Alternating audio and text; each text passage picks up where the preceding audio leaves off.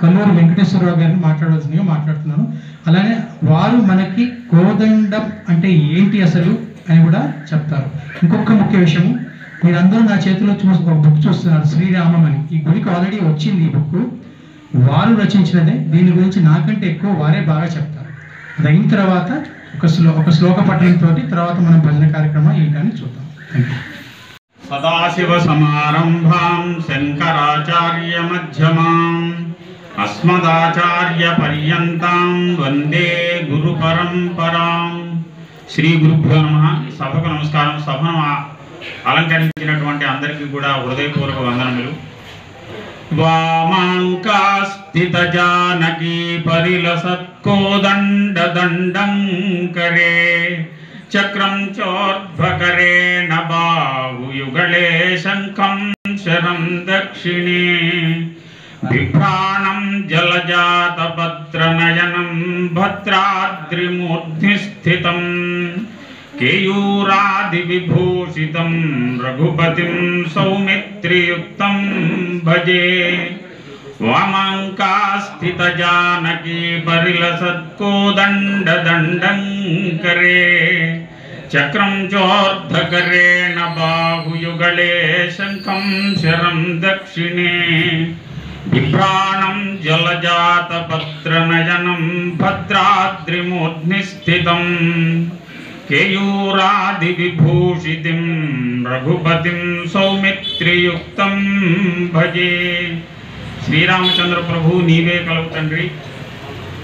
ఇక్కడ మన రామాయణ భారత భాగవతాల్లో ఆయుధాల గురించి కొన్నిటిని వివరంగా పెద్దలు మన వాళ్ళు చెప్పినా కూడా కొన్నిటికి సరి అయినటువంటిది లేదు. దాన్ని ఏదో సంప్రదాయబద్ధంగా మనం పాటిస్తూ వస్తున్నాం. ఇక్కడ కోదండము అనేటటువంటిది, కోదండ రాముడు అనేటటువంటిది. ఇక్కడ కోదండం అంటే నేను చాలా ఒక 3-4 రోజుల నుంచి పెద్దలను అడిగి తెలుసుకున్నది ఏంటంటే వెదురుతో చేసినటువంటిది అని.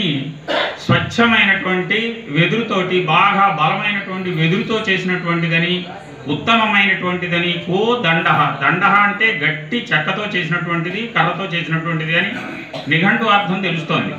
దానికి ప్రత్యేకమైనటువంటిది ఇంకా అంటే దాంతో నాకు తృప్తి కలగలేదు. కానీ ఇంకా పెద్దలు కాకునూరు సూర్యనారాయణ గారు మొదలైనటువంటి వాళ్ళందరూ కూడా పరిశీలిస్తున్నారు. ఈ కోదండం అనేటటువంటిది శ్రీరామచంద్రమూర్తి యొక్క ప్రధానమైనటువంటి ఆయుధం. మనకి శ్రీరామచంద్రమూర్తికి కాసేపు సీతాదేవి అటు ఇటు వెళ్ళొచ్చు, రాముడు అటు, మన లక్ష్మణ స్వామి అటు ఇటు వెళ్ళొచ్చు. కానీ ఆయన ఎడం చేతికి ఈ కోదండం లేనిదే ఆయన కనిపించడు. మనకి కొత్తగా ఉంటుంది. ఎక్కడ అటువంటి ఆయుధం లేదు, ఎక్కడా లేకుండా రాముడు కనిపించడు. ఇక్కడ రాముడికి కోదండం అనేటటువంటిది, శివుడికి పినాకం అనేటటువంటిది, వీటికి పేర్లు ఉన్నాయి. ఇది పెద్దలు అంటే ఇది మనం ప్రశ్నించడానికి వీల్లేదు, పెద్దలు చెప్తారు, అది వినాలి. తర్వాత హనుమంతుడి చేతిలో గద చూస్తుంటాం మనం. వాల్మీకి రామాయణంలో అసలు గద ఆయన చేతిలో ఎక్కడా లేదు. నాకు తెలుసున్నంత వరకు వాల్మీకి రామాయణంలో గద లేదు. కానీ మన వాళ్ళు పెట్టారు. ఇది సంప్రదాయబద్ధంగా ఎక్కడో అనిపించి ఉంటుంది, పెట్టుంటారు. అలాగే కుంభకర్ణుడికి శూలం వాల్మీకి రామాయణంలో చెబుతారు 1000 బారుల బరువుటది. యుద్ధకాండలో చెబుతారు అద్భుతమైనటువంటి శూలం అది. దాని బరువు తెలుసుకుంటే మనకు ఆశ్చర్యంగా ఉంటుంది. 2,24,000 కేజీలు అది. 2,24,000 కేజీలు బరువు ఉన్నటువంటి ఆయుధాన్ని కోపంతో సుగ్రీవుని చంపేద్దామని విసురుతున్నాడు. ఆయన విసిరేశాడు, విసురడం కాదు విసిరేశాడు. అది అలా గాల్లో సుగ్రీవుని చేరుకుని లోపగా ఆంజనేయ స్వామి వారు ఎగిరి దాన్ని పట్టుకుని తొడకేసి కొట్టి విరిచేతలు పారేశాడు. ఆయన ఎంత అద్భుతమైనటువంటి స్వామివారు చూడండి. ఆయనకి ఏం తెలియనట్టుగా చూస్తున్నారు ఆయన, అక్కడ మహానుభావుడు ఆయన. తర్వాత శ్రీరామచంద్రమూర్తి 96 అంగుళాలు ఎత్తు, అంటే 8 అడుగులు, 8, 12, 96, 8 అడుగుల ఎత్తున్న ఆయన చేతిలో ఎంత విల్లు ఉండాలో, ఎంత ఆకర్ణాంతము అంటే చెవి వరకు లాగి చూసి వదిలాడంటే సరిగ్గా అక్కడికి వెళ్ళే కొట్టుకుంటుంది. అంత అద్భుతమైనటువంటి ఆయుధం. అది ఎంత బలమైనటువంటిదో చూడండి. అది వెదురుతో తయారు చేసినట్టుగా చాలామంది చెప్పారు ఈ మధ్య నాకు. అది స్వచ్ఛమైనటువంటి వెదురుతో అడవిలోకి తీసుకొచ్చని. ఇంకా కోదండం అనేటటువంటిది అంటే ఉత్తమమైనటువంటి ఆయుధం అనే అర్థం వస్తుంది. తర్వాత ఈ అరణ్య పర్వంలో ఒక విశేషం చెబుతారు మనకి. అరణ్య పర్వం ప్రారంభంలోనే ఈ దండకవన ప్రవేశం చేస్తుంటారు. రామచంద్రమూర్తి మున్యాశ్రమాల్లోకి ప్రవేశిస్తుంటే ఇక్కడ తాడు ఉంది, దీన్ని నారి అంటారు.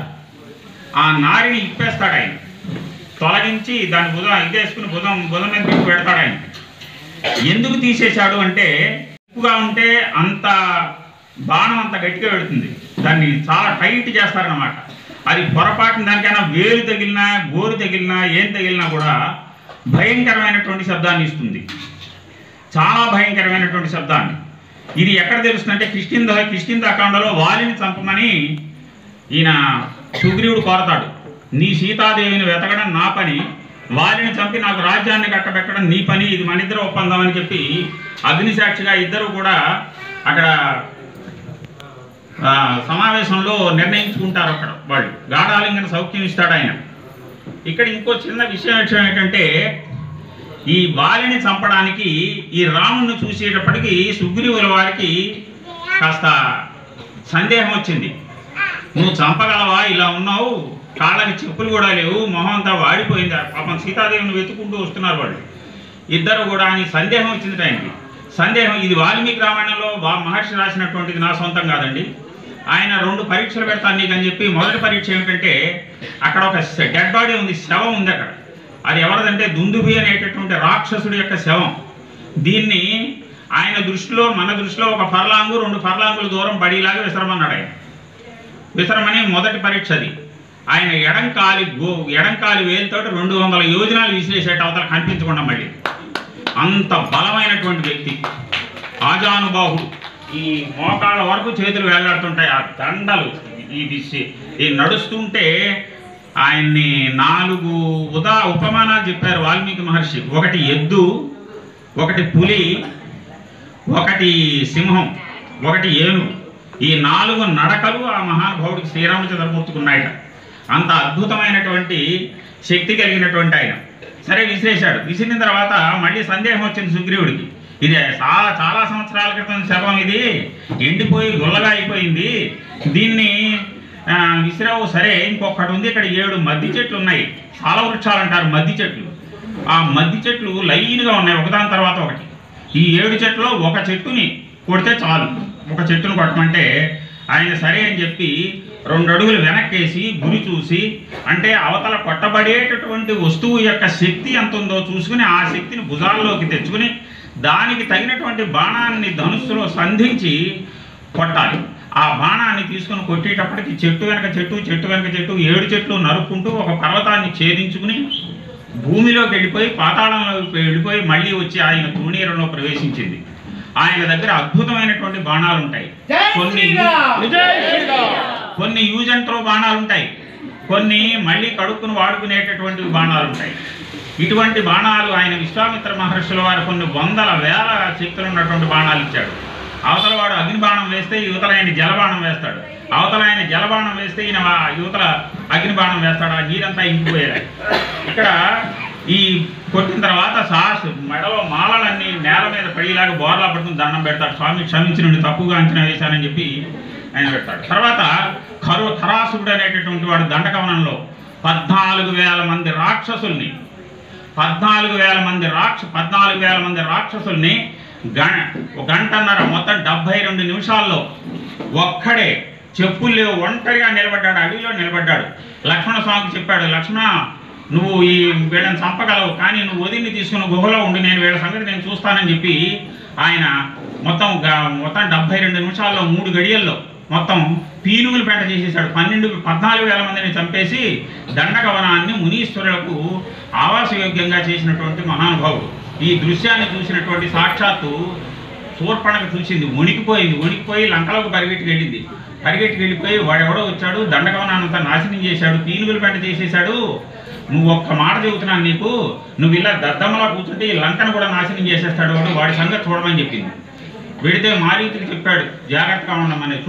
శూర్పణఖ ఇంకో మాట చెబుతుంది మధ్యలో. అదేమిటంటే రాముడు బాణం తీయడం కానీ బాణాన్ని వింటికి సంధించడం కానీ లేకపోతే వదిలిపెట్టడం కానీ చూడలేదు. ఇంద్రుడు పిడుగుల వర్షానికి జొన్న చేలు వరి చేలు అన్ని నాశనమైపోయినట్టుగా 14,000 మంది కూడా నేల కూలిపోవడం మాత్రం చూశాను.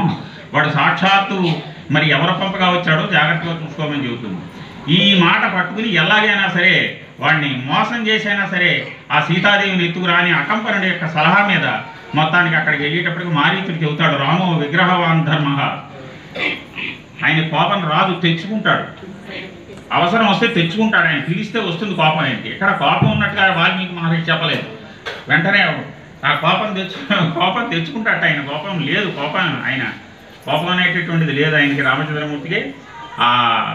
తెచ్చుకుని నేను పూర్వ వైరం తెచ్చుకుని ఆయన ఏడిపించడానికి బాలుడే కదా, విశ్వామిత్ర మహర్షి వెంటనున్నాడు, పిల్లాడే కదా, ఉనషోడశ వర్షో అని చెప్తాడు. 14 ఏళ్ల లోపల ఉన్నటువంటి వాడు వీడు నన్నేం చేస్తాడని వాడి దగ్గరికి వెళ్ళేటప్పటికి వాడు నన్ను బాణం గుచ్చు కొట్టాడు, సుబాహుని చంపేశాడు. నేను వెళ్ళి 100 యోజనాల దూరం అవతల పడ్డాను. చాలా కాలం తర్వాత మళ్ళీ మెలుకు వచ్చి బయటకు వచ్చాను నేను.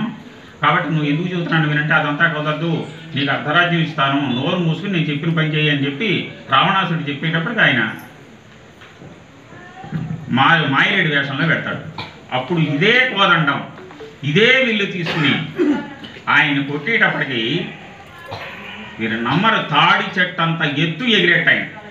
ఇప్పుడు తాడి చెట్టు ఎంత ఉందో మనం చూసుకోవచ్చు, కానీ అప్పుడు తాడి చెట్లు ఎంత లావో ఎంత ఎత్తో చూసుకోవాలి మనం. వాల్మీకిని దృష్టిలో పెట్టుకుని ఆ కాలాన్ని దృష్టిలో పెట్టుకోవాలి. ఇప్పుడే డైనాసోరస్లు ఉన్నాయని చెప్పి ఆ సినిమాలు తీసి డబ్బులు సంపాదించుకుంటున్నాం మన కబుర్లు చెప్పి. కానీ ఆనాడు ఉండేటటువంటి మనుషులు, శక్తులు, బాణాలు, వేగాలు ఇవన్నీ కూడా మనం ఆలోచించాలి. తాటి చెట్టు ప్రమాణంలో ఎగిరి కింద పడ్డాట ఆయన. చస్తూ కూడా వాడు హా రామ హా లక్ష్మణ అని అడిగాడు. వాడు ధన్యుడు. వాడు మరొక విషయం ఏంటంటే ఈ కుంభకర్ణుడిని కూడా చంపాడు.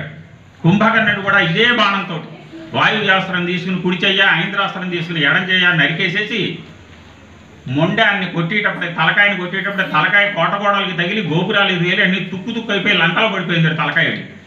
ఎంత వేగంతో కొట్టాడో చూసుకోండి. అటువంటి మహా ఆయుధం కలిగినటువంటి మహానుభావుడు మన శ్రీరామచంద్రుడు. ఆయన గురించి ఇంకొక 4 మాటలు చెబుతాను.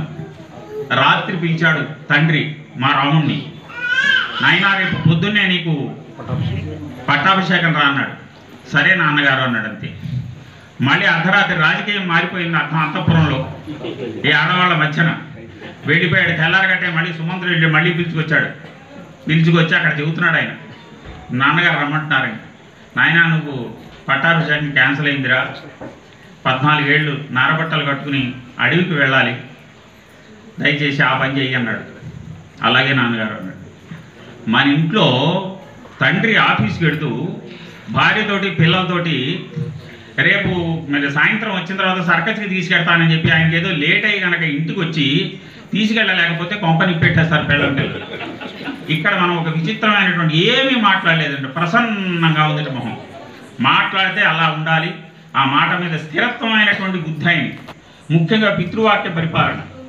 మరొకటి ఏమిటంటే రావణ సంహారం అయిపోయిన తర్వాత పుష్పక విమానం మీద వస్తూ మన సీతాదేవికి అన్నీ చెబుతూ భారద్వాజాశ్రమంలో అక్కడ ఉండడం జరిగింది. దిగి హనుమంతుడిని పిలుస్తాడు, రేపు పొద్దున్న కల్లా నేను భరతుడి దగ్గరికి వస్తున్నానని చెప్పు. భరతుడు 14 సంవత్సరాలు అయిన తర్వాత నేను కనిపించకపోతే అగ్ని ప్రవేశం చేసి మరణిస్తానని చెప్పాడు, కాబట్టి నువ్వు వెళ్ళి ఆ మహానుభావుడికి నేను చెప్పిరా అని చెప్పి హనుమ ఇంకొక సూచన, భరతుడు మాట్లాడుతున్నప్పుడు ఆయన కళ్ళల్లో మాటల్లో ముఖ కళవళికలు ఎలా ఉన్నాయో చూడు. 14 సంవత్సరాల నుంచి రాజ్యాన్ని పరిపాలిస్తున్నాడు. ఏమన్నా రాజ్యం మీద కనుక అభిమానం ఉంటే భరతుడినే పరిపాలించుకోమని చెబుతాను, నాకు అక్కర్లేదంటాడు. ఇటువంటి సోదరహితుడు తమ్ముళ్ళ మీద ఉన్న అభిమానం కలిగిన వాడు ఈ రోజుల్లో మనం ఎక్కడైనా చూస్తామో ఒక్కసారి ఆలోచించి.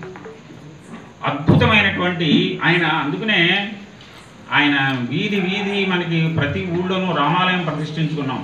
రాముడు పూర్తిగా మానవుడు, దేవుడు కాదు, పూర్తిగా నరమానవుడు. ఆయన సంపూర్ణమైనటువంటి అవతారం. ఇంకొకటి చెప్పి ముగిస్తాను. వాలి వధ తర్వాత ఆంజనేయ స్వామి వారు శ్రీరామచంద్రమూర్తి దగ్గరికి వచ్చి, రామచంద్ర పురంలోకి కిష్కింధాపురంలోకి వచ్చి మా సుగ్రీవుడికి పట్టాభిషేకం చేయాలి అంటే ఆయన అంటాడు, నేను రాకూడదు. తండ్రిని నన్ను 14 సంవత్సరాలు అడవిలో ఉండమన్నాడు. పురంలోకి కానీ పట్టణంలో కానీ పల్లెల్లో కానీ నేను ప్రవేశించకూడదు. ఆయన పితృవాక్య పరిపాలన కొనసాగించాలి. వాళ్ళందరూ వెళ్ళి మీరందరూ వెళ్ళి ఆయనకి పట్టాభిషేకం చేయండి అని చెప్పేసేసి ఆయన వెనక్కి వెళ్ళిపోతాడు. మళ్ళీ ప్రస్రవణగిరిలో ఉంటాడు. ఎక్కడ చూసినా ఎప్పుడు చూసినా రాముడు మనకు దొరకడు. ఎక్కడైనా వెతుకుదాం, వంకలు వెతుకుదామంటే ఎవరికి దొరకడు. మీరు వాల్మీకి రామాయణాన్ని చదివినటువంటి దాన్ని ఆధారం చేసుకుని నేను ఈ మాటలన్నీ చెప్పడం జరిగింది.